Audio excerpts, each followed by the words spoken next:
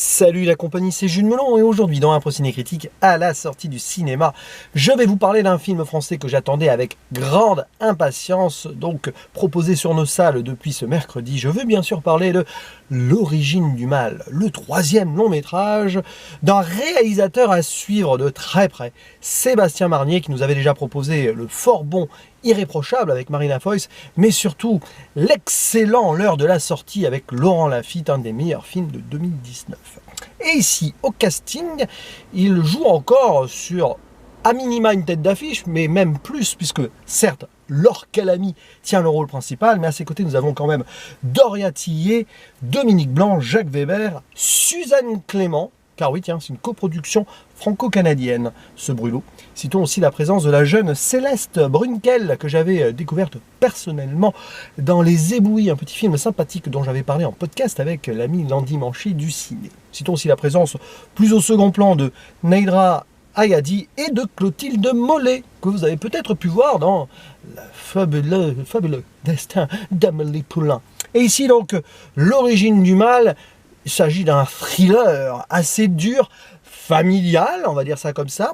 Et on va suivre une femme qui, au début, travaille dans une conserverie pour anchois. Donc, une petite classe sociale et tout, mais qui s'avère être, c'est sa mère qui est morte, qui le lui a dit, être la fille non avouée, enfin rejetée, d'un riche homme qui a été politicien, qui a des entreprises et tout. Et du coup, elle se décide à le contacter. Elle va le voir, se dénommer Serge, sur l'île de Porquerolles. Et là, un lien va s'établir entre le père et la fille, aux dépens de la famille déjà installée de Serge, son épouse Louise, son autre fille Georges, tandis que le personnage de Laure Calamy s'appelle Stéphane. Intéressant les choix des prénoms. Mais aussi la gouvernante qui s'appelle Agnès, interprétée, je n'ai pas dit, l'actrice ici qui joue ce personnage par Véronique Ruggia Saora.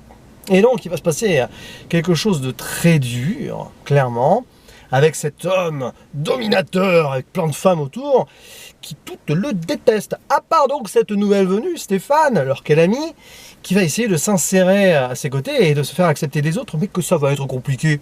Et bien sûr, on va essayer de savoir où est l'origine du mal, parce qu'il y a clairement un mal dans cette famille, et plus ses affinités, et art du mensonge, et puis des non-dits, des secrets révélés aussi, alors que le vent se lève, la tempête, peut-être d'ailleurs, qui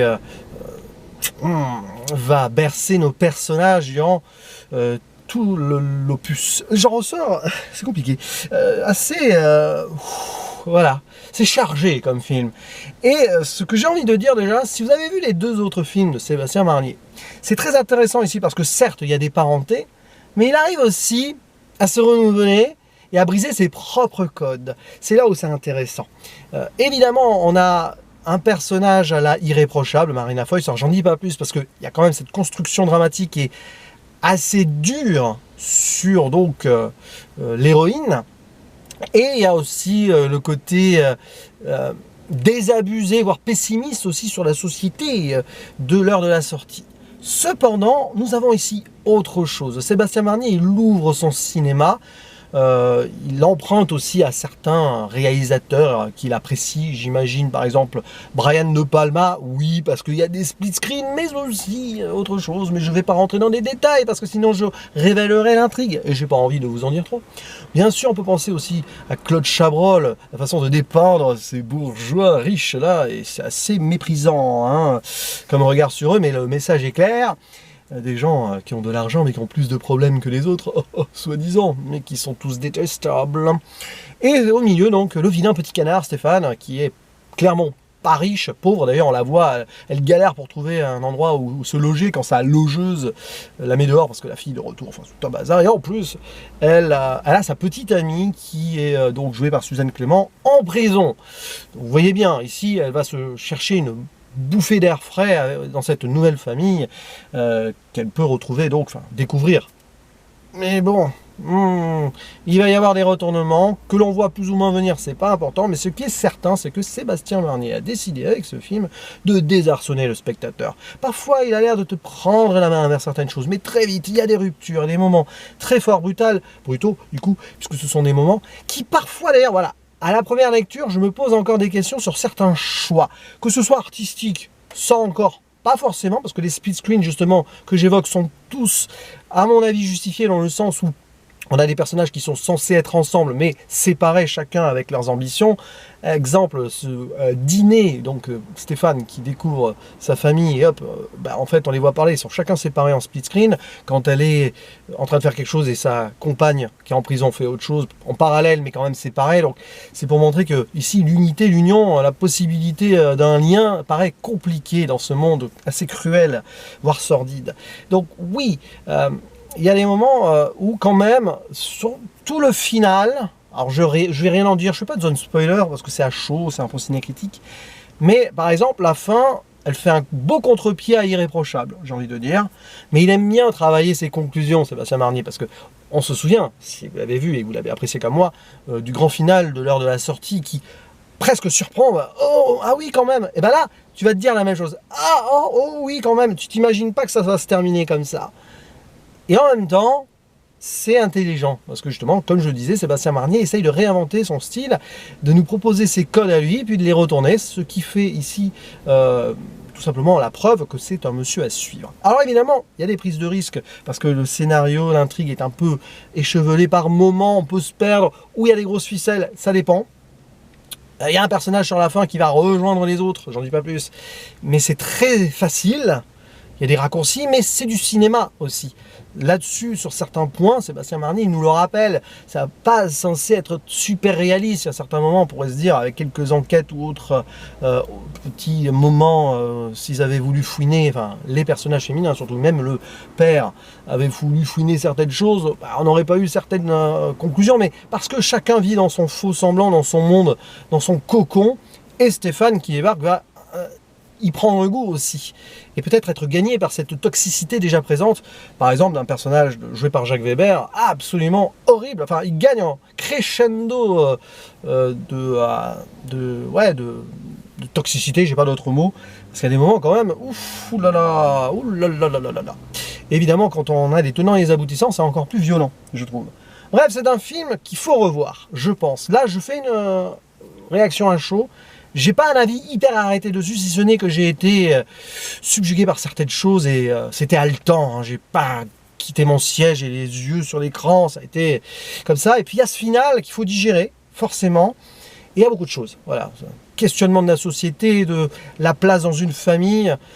Sébastien Marnier, on a l'impression qu'il pourrait être misanthrope avec un tel métrage. Enfin, oui et non, parce que mais quand même, à l'heure de la sortie, c'était pas, puis même Irréprochable. Bon. On a quand même des personnages qui vont pas bien dans un monde un petit peu... ouais. C'est la réalité, mais c'est autre chose, j'ai envie de dire. Et ça marche très bien avec la mise en scène, les choix aussi de couleurs, notamment quand ils sont dans la maison, hein, tous, là, bon, forcément...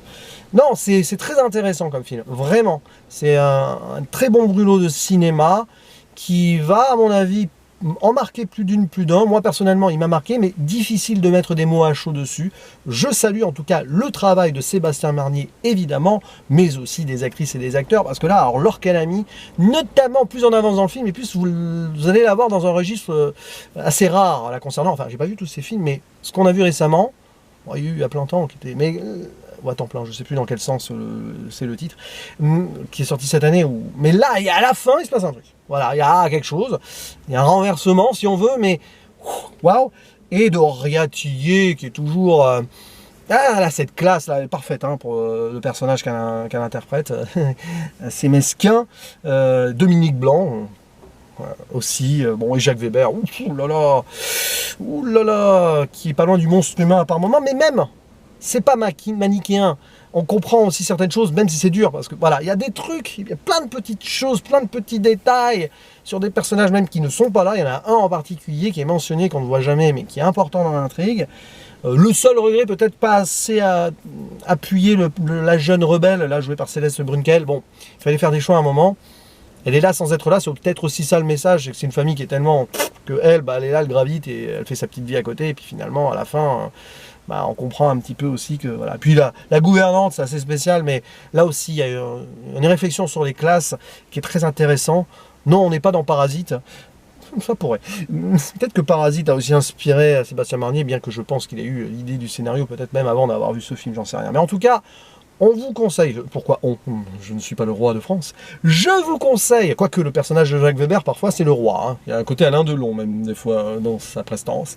Bref, je vous conseille ce film, parce qu'il est riche, il va faire débattre, il fait réfléchir, il y a beaucoup à discuter dessus. Et oui, c'est un des films marquants de 2022. Je ne sais où le situer vraiment. Là, j'ai même la peine à mettre une note. Mais ce qui est certain, c'est que voici un cinéaste qu'il va falloir de plus en plus suivre.